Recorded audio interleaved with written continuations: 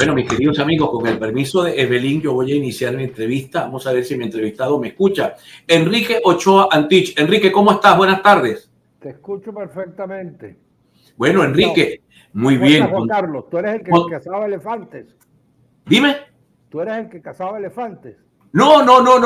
A ese lo sacaron del cargo por cazador de elefantes. Mira, pero tú has estremecido, hermano, la opinión pública con un mensaje que enviaste en una entrevista que has hecho hace un par de días, donde has dicho que no solamente hay que pasar la página, que hay que cerrar el libro y abrir un libro nuevo. Eso causó mucha molestia en parte de mi audiencia, que no quiere pasar la página del 28, que creen que debe respetarse la voluntad popular emitida el 28.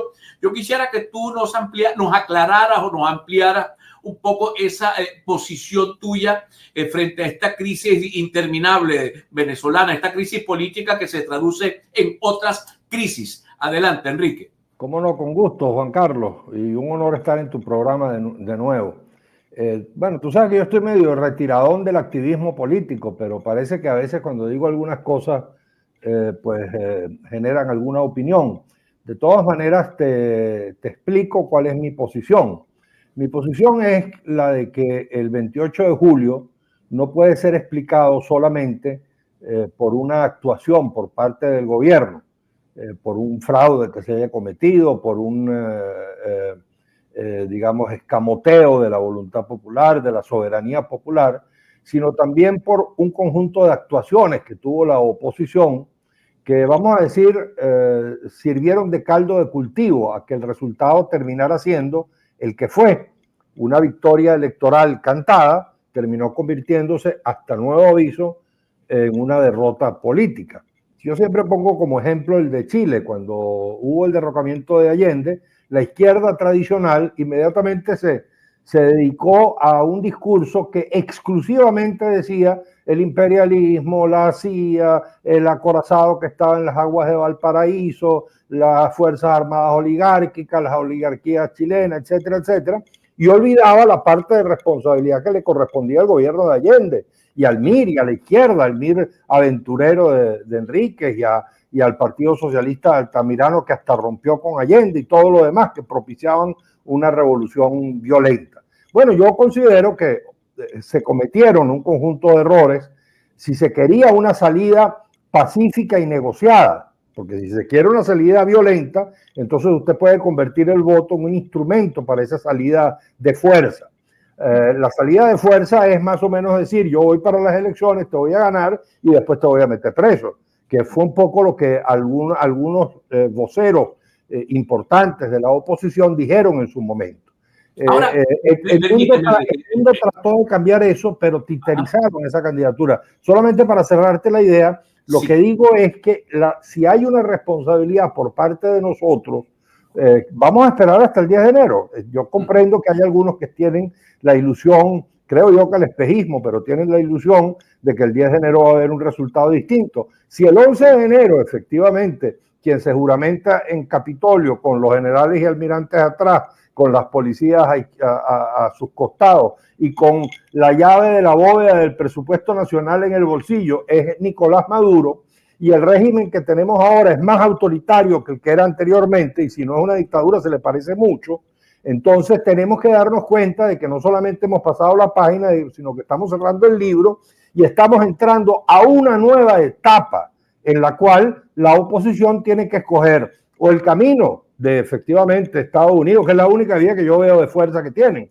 Estados Unidos, Trump, Marco Rubio, 300 aviones de la aviación de Estados Unidos rompiendo la barrera del sonido en el cielo de Venezuela, o busca una solución negociada que a mi modo de ver es la que siempre conviene. El gobierno no ayuda, por supuesto, para nada de que esto sea así, pero es la salida que le conviene a los venezolanos en su conjunto.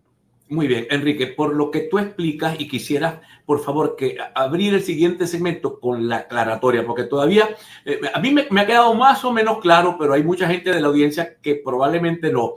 Tú estás diciendo que hubo una anomalía en la lectura del resultado de las elecciones del 28, que son las claves que podemos utilizar hoy en la televisión por señal abierta, ¿no? Hubo una anomalía en el resultado, aun y cuando lo leyó el Consejo Nacional Electoral y lo ratificó, hubo una anomalía, pero esa anomalía tiene un pecado original, es lo que yo entiendo de tu planteamiento, que es cómo se planteó el debate que hizo que se generara esa anomalía que los venezolanos muchos llaman fraude. Pero al retorno, mi querido amigo, quisiera aclarar esto, porque a veces la gente escucha solo la mitad, entonces te terminan friendo en aceite cuando tú no estás diciendo que no hubo una anomalía. Tú estás diciendo que hubo una anomalía, pero que hubo un pecado original que ocasionó la... Bueno, continuamos, mis queridos amigos. Regresó nuestro invitado Enrique Ochoa Antit. Enrique, ¿estás allí? ¿Me escuchas? Vamos, pónmelo en pantalla a ver. Enrique. ¿Me oyes? ¿Me oyes? Perfectamente, perfectamente. Estábamos sufriendo uno de los avatares revolucionarios. Así es, absolutamente, una visita revolucionaria. Mira, yo decía previo a la elección, en plena campaña, Maduro no va a entregar. Si a Maduro no le quitan esos 15 millones de dólares y esa amenaza de llevárselo preso, ¿quién entrega el poder así, aunque violente la Constitución? ¿Tú crees que realmente hay una anomalía con el resultado de las elecciones del 28? Yo escribí un poco en la misma orientación tuya, a finales o a mediados de junio, un artículo que se llamaba El Zarpazo. Y comenzaba preguntando, ¿es posible un zarpazo? Respondamos de una vez, sí, claro que es posible un zarpazo. Y después escribí otro artículo ya cerca de las elecciones, el 20 de julio, que se llamaba, en 2 partes, se tituló La difícil victoria. Y justamente decía lo que tú estás señalando. Bueno, tú usas el eufemismo de anomalía por razones que conocemos. Vamos a decir que yo no tengo las actas en mis manos, yo no puedo comprobar qué fue lo que ocurrió ese día. Ahora, lo que nadie puede discutir, y creo que el gobierno tampoco, es que existe una percepción entre los venezolanos y en el mundo entero de que hubo efectivamente, como tú lo señalas, una anomalía, vamos a ponerla entre comillas. Entre otras razones, porque lo que en cualquier país normal del mundo ocurre, que es que habla el órgano electoral y todo el mundo le cree, en un país donde los poderes, en particular 3, porque la Asamblea Nacional y el Poder Ejecutivo es natural que estén, vamos a decir, hegemonizados por el partido que eventualmente haya ganado las elecciones, pero de acuerdo a la Constitución, el Poder Ciudadano, el Poder Electoral y el Poder Judicial son poderes autónomos. Entonces, si tenemos 3 poderes inconstitucionales, porque la camarada Beatriz ocupa la presidencia del Tribunal Supremo de Justicia, el camarada Tarek está allí en el Poder Ciudadano, el camarada Moroso está en el Consejo Nacional Electoral, es muy difícil que nadie crea en Venezuela y en el mundo entero en una sentencia del TCJ, en un procedimiento de la Fiscalía o en un resultado del CNE. Entonces, más allá de cualquiera, si Maduro hubiese ganado y vamos a decir, o si fue que ganó, es difícil que nadie crea un resultado cuando proviene, vamos a decirlo como es, del partido. Es decir, el resultado lo pronuncia el partido de gobierno, porque los poderes están copados por los partidos. Entonces, ahora, evidentemente que como tú señalas, y yo también señalé muchísimo, es muy difícil que si tú estás confrontándote con un régimen autoritario, no estás en Suiza, lo dijimos miles de veces, frente a un régimen autoritario, lo primero que había que hacer era buscar un candidato que tuviera la quiesencia del gobierno, que hubiese un acuerdo con el régimen autoritario, con el gobierno, para poder producir una transferencia, un traslado de mando. Cuando en algún ¿Tú crees que a otro candidato, Enrique, digamos, un candidato que hubiese sido producto de una negociación, le hubiesen entregado el poder? Fíjate, algunos siempre me dicen, no, eso no es verdad, a nadie le hubiesen entregado. Yo le digo, mira, ese argumento es tan válido como que yo diga a otro candidato le hubiesen entregado. Son 2 argumentos desde el punto de vista lógico igualmente válidos. Ninguno de los 2 puede ser comprobado. Ahora, lo que sí puede ser comprobado es que la oposición hizo hechos tangibles, comprobables, que ocurrieron, que todos vimos y escuchamos, llevó adelante acciones que no iban en la dirección de buscar el acuerdo. Es decir, si tú arrancas la campaña diciendo, la frase es textual, Maduro, ven para acá, yo lo que quiero verte es preso, y tú le dices que es un dictador, explícame cómo tú tienes la ilusión de que ese dictador al que tú le ofreces cárcel te va a entregar la llave de Miraflores envuelta en un celofán y con un lacito arriba, como decía el amigo aquel. Entonces eso va a ser muy difícil.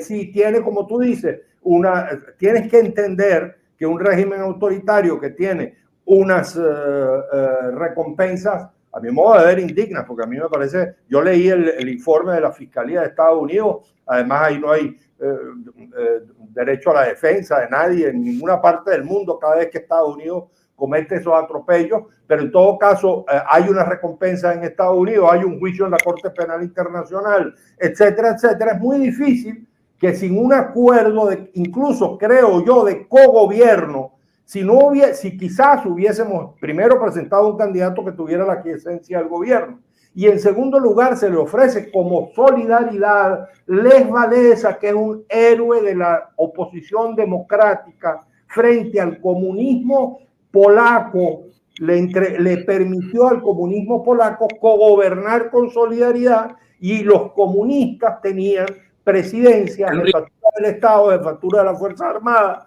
Ministerio de Interior, Justicia y Control de Policía. Si algo así no se hace en Venezuela, un cogobierno donde el chavismo-madurismo participe con garantías para asegurarles unas garantías, es muy difícil que se produzca un cambio. La única otra vía son los 300 aviones de la Fuerza Aérea Norteamericana cruzando los cielos de Venezuela. Yo no quiero esa salida para mi país.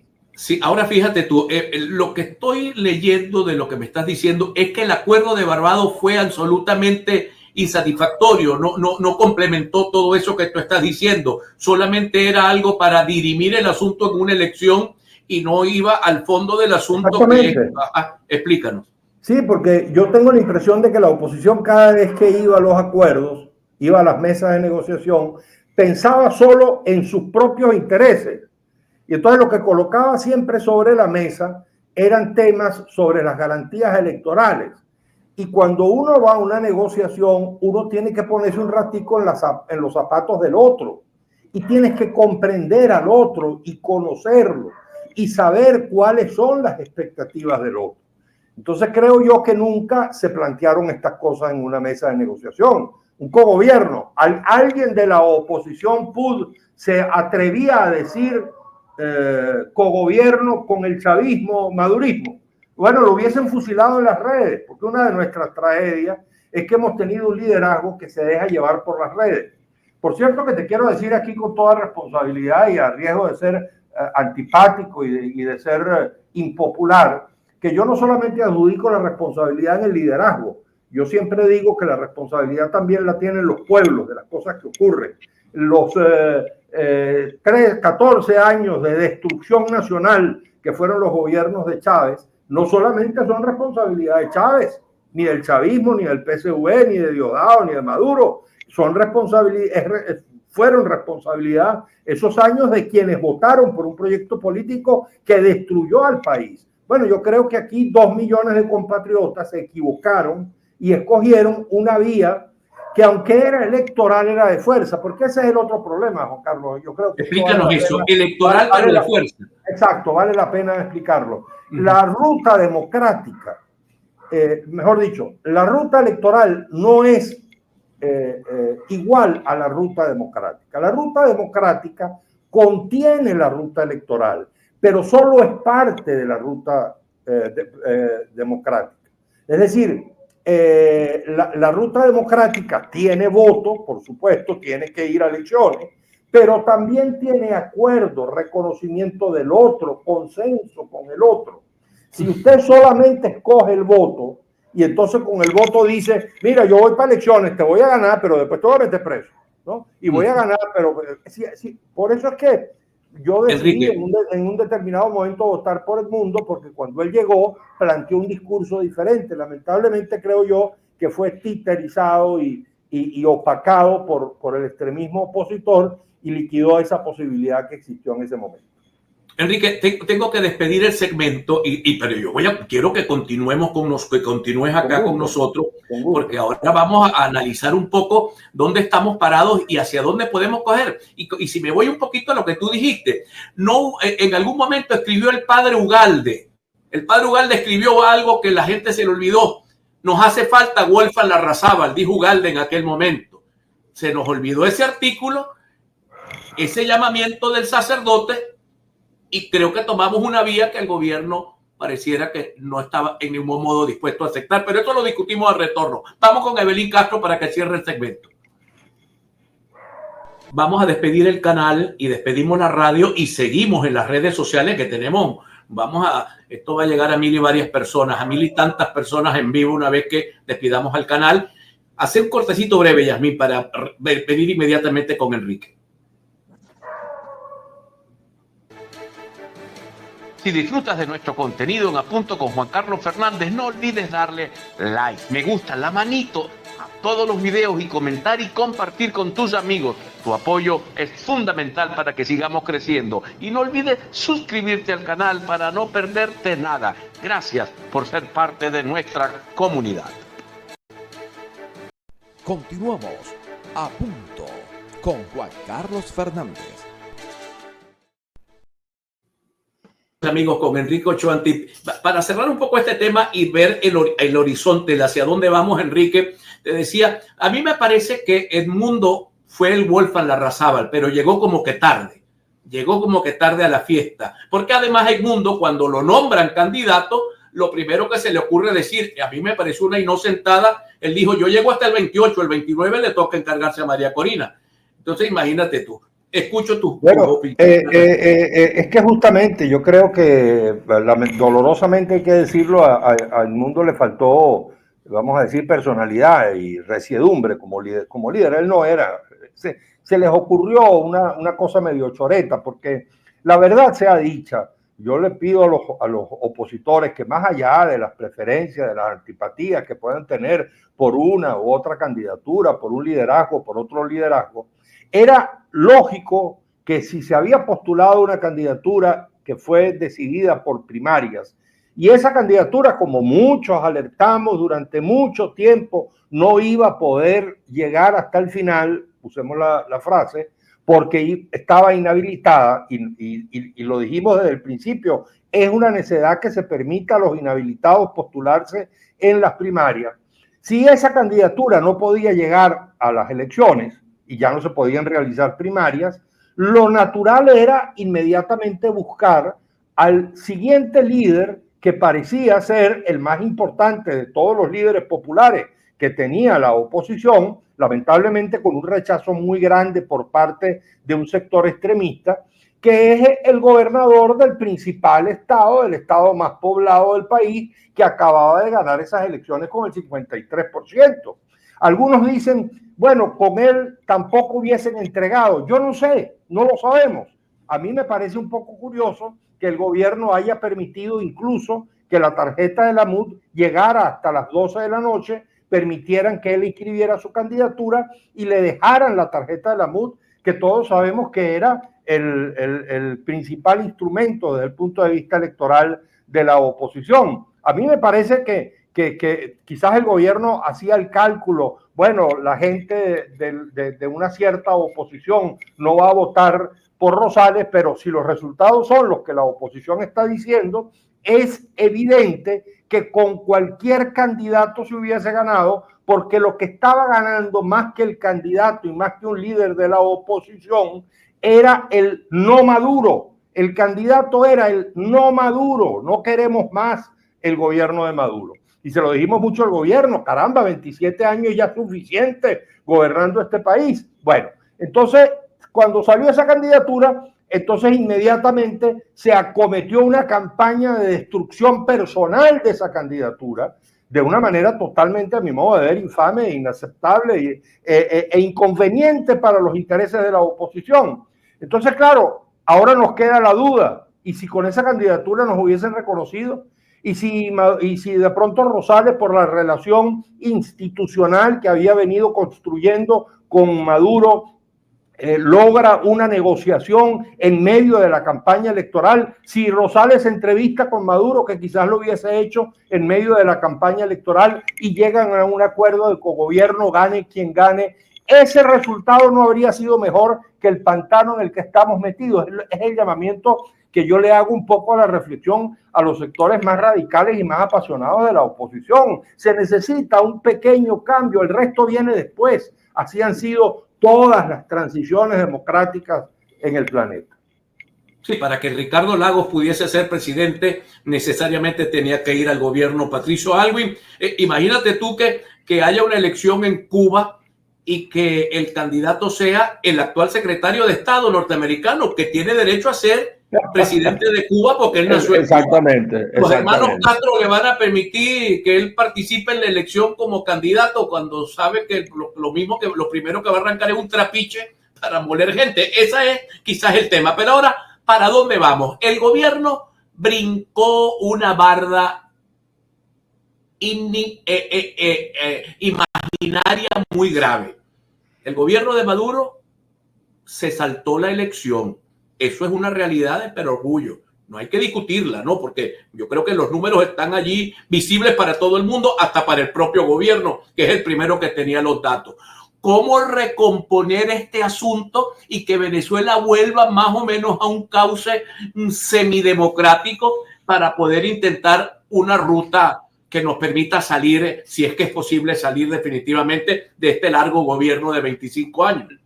La oposición tiene que reflexionar con profundidad el tema de la legitimidad de origen frente a un gobierno autoritario. Tenían legitimidad de origen los regímenes comunistas de Europa Oriental que duraron 40 años. No tenían legitimidad de origen, quizás la tuvieron al principio, porque sobre todo, por ejemplo, en Checoslovaquia el Partido Comunista efectivamente ganó unas elecciones. Tenían legitimidad los regímenes autoritarios como el apartheid o el de Pinochet, y duraron muchísimos años porque los regímenes autoritarios comienzan a crear su propia legitimidad. Marcos Pérez Jiménez hizo un fraude en el 52 y se llamó a sí mismo presidente constitucional y duró 6 años más gobernando. Entonces, no hay que pensar, porque a veces observo que hay un poco la ilusión por parte de algunos sectores de la oposición que piensan que se le infringió al gobierno una herida por la cual el gobierno va a comenzar a desangrarse inevitablemente, que es este de la legitimidad de origen. El gobierno está tratando de crear su propia legitimidad, y si Estados Unidos ahora agrede a Venezuela, ellos empezarán a tratar de construir la legitimidad patriótica, la nación frente al imperio y todo lo demás. Ahora, el gobierno tendría que entender que por esa vía de la confrontación, porque aquí tenemos dos vías de fuerza, entonces el gobierno quiere imponer a la fuerza, a troche y moche, aunque tenga el rechazo clamoroso de la inmensa mayoría del país, quiere imponer un proyecto, quiere imponernos a Chávez como un prócer nacional y bajan la estatura de Bolívar y lo ponen al nivel de Chávez para tratar de decir que Chávez es un prócer de todos los venezolanos, cuando es el líder de un movimiento, además un líder muy cuestionado históricamente, que eso lo tendrá que decidir la historia. Entonces, hacerlo a troche y moche, a la fuerza, una vez se observa los programas de Diosdado, y entonces aquí vamos y vamos a meter presos. Entonces, ¿cuál es la idea? Tener 2.000 muchachos presos. Bastante cuestionada está una revolución que 25 años después produce 2.000 jóvenes terroristas, entre comillas, según dicen ellos. Entonces, ¿qué es lo que van a hacer? Tener miles de presos políticos, levantar cada piedra para ver si debajo de cada piedra hay un contrarrevolucionario, estar todo el tiempo dedicado a que no los tumben, mirando por encima del hombro a ver qué es lo que está pasando a sus espaldas. Esa es la función del gobierno, no puede ser. Lo lógico sería esperar. Lo que pasa es que, claro, si lo que tienen enfrente es entonces ahora Marco Rubio, y viene entonces ahora la ilusión de una salida de fuerza por parte de la oposición, es más difícil que eso pueda ocurrir. Pero yo siempre le digo al gobierno, tienen que, y los venezolanos, no solamente el gobierno y oposición, los venezolanos tenemos que entender que solo por la vía de un vasto acuerdo nacional, ¿hasta cuándo va a seguir este pleito que está sencillamente destruyendo al país progresivamente? Tenemos que ponernos de acuerdo, sea 25, sea 30%, el sector chavista madurista, eso no importa, todos los venezolanos tenemos que ponernos de acuerdo para sacar al país adelante. Ahora, ¿quiere el gobierno, quiere Nicolás Maduro y la claque gobernante, sobre todo el personaje que llaman Diosdado Cabello, quieren un acuerdo o hay que todavía pisar más callos para que ellos acepten ir a algún acuerdo? Yo tengo la impresión de que en el gobierno existen sectores que comprenden, porque no son estúpidos. Jorge Rodríguez no es estúpido, Delcy Rodríguez no es estúpida. Jorge además es un tipo culto, formado políticamente. Tienen que entender que por esa vía no hay ninguna salida, sino es una entrada a un callejón que muy oscuro de confrontación que no les va a permitir gobernar. La política económica de Maduro, que como todos sabemos es muy diferente a la de Chávez y aparentemente tiene algunas potencialidades, han logrado un crecimiento económico, han logrado un poquito medio controlar la inflación, al menos la hiperinflación que llegó a haber en algún momento, no puede tener éxito si hay sanciones.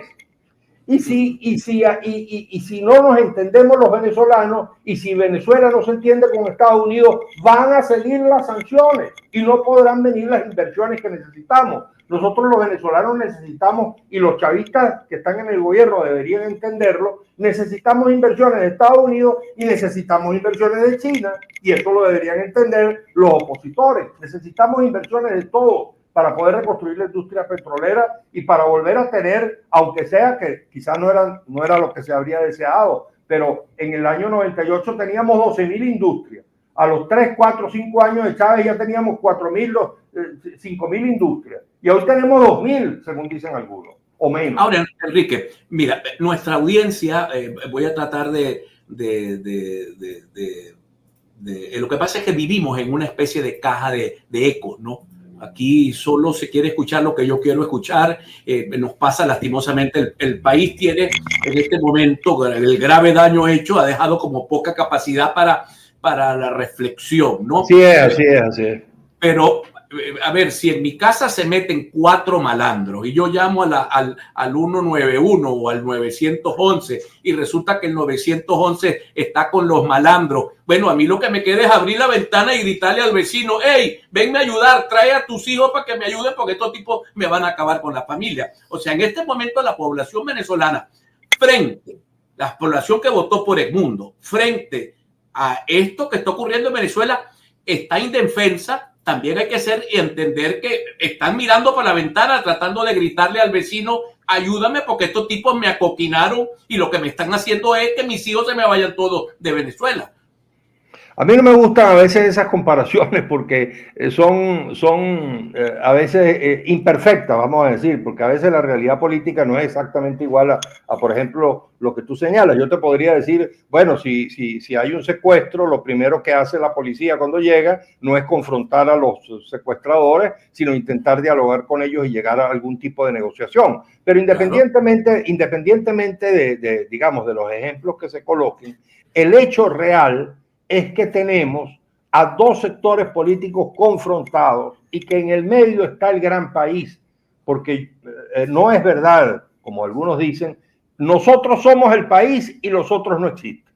Y ex post facto, como dirían, después de las elecciones, algunos sectores de la oposición comprobaron un poco lo que parecía que iban a hacer si ganaban las elecciones, cuando lo que le ofrecen a Maduro es un salvoconducto, o sea, lo que le están ofreciendo es el exilio y vete del país.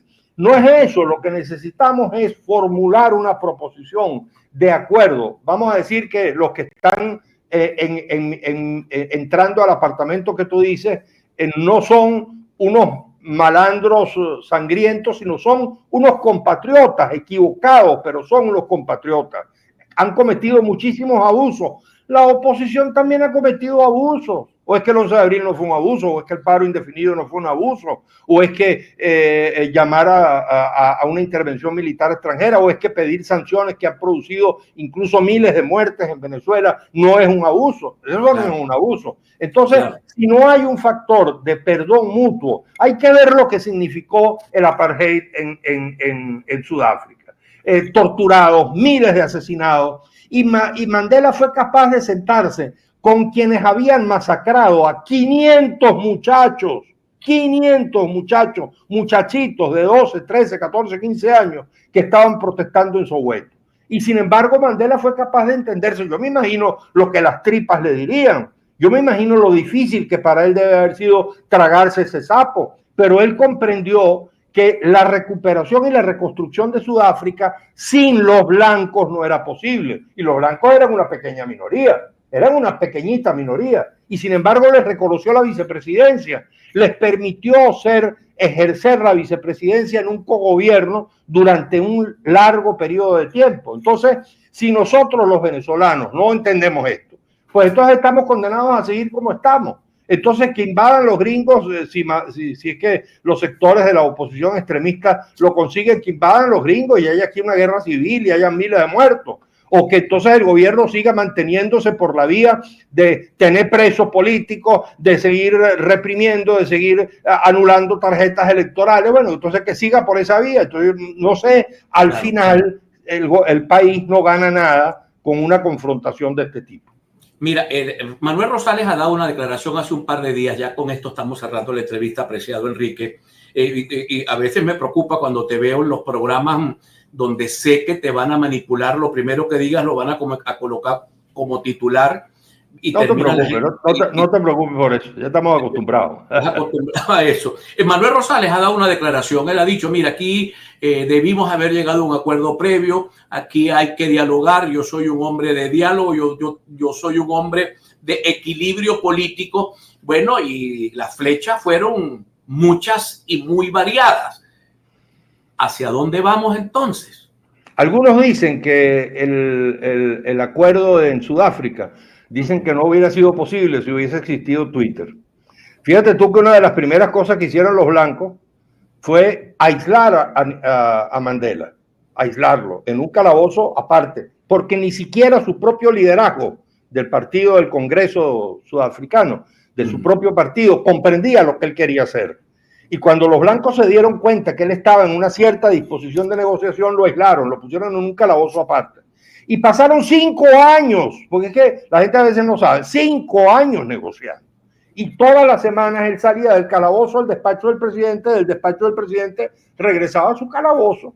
Todas las semanas, una vez, 1, 2, 3 horas, no sé cuántas horas eran. Eso está narrado en la autobiografía de Mandela, hablando con el enemigo, conversando con el enemigo, se llama ese capítulo. Entonces, como te digo, nosotros tenemos que entender que tiene que ser por esa vía, ¿no? Lamentablemente, como tú también señalas, la opinión pública a veces funciona mucho con sentimientos, con el hígado, con el corazón, y el ejercicio político es un ejercicio cerebral, es frío. Si usted juega al ajedrez con rabia por su contrincante, es bastante probable que su contrincante le gane. Si usted no tiene estrategia fría, calculada, pensada, estructurada, pues entonces es muy difícil que pueda ganar. Ahora, yo vuelvo a decirles, el país está destruido. Tenemos 25 años en un conflicto que no nos ha llevado a ninguna parte. Caramba, por favor, lo menos que uno puede decirle como ciudadano de la República, señores del gobierno y señores de la oposición, siéntense y pónganse de acuerdo, pero de verdad, respecto de los grandes problemas del país, para ver si sacamos el país adelante. Bueno, Enrique, muchísimas gracias, te agradecemos de todo corazón. Gracias, Juan Carlos, a ti, y deja de cazar elefantes. Mira, dámele un saludo, no sé, tengo mucho tiempo que no sé de Fernando. Lo haré. Por cierto, permíteme, disculpa que ya que habla de Fernando, ya está de alguna manera vinculándolo con el Zulia. Quiero decirte que cuando yo leí estas declaraciones de Manuel Rosales, inmediatamente publiqué un respaldo porque me parece que ese es el camino. Y más allá de las críticas que se le puedan hacer a Manuel, tengo la impresión de que él tiene eso bastante claro y ojalá que la oposición pudiera oscilar hacia ese tipo de liderazgo y no hacia los liderazgos que están ahorita mirando hacia el Departamento de Estado. Le envío tus saludos a Fernando con muchísimo gusto. Muy bien, muchas gracias, Enrique. Un fuerte abrazo para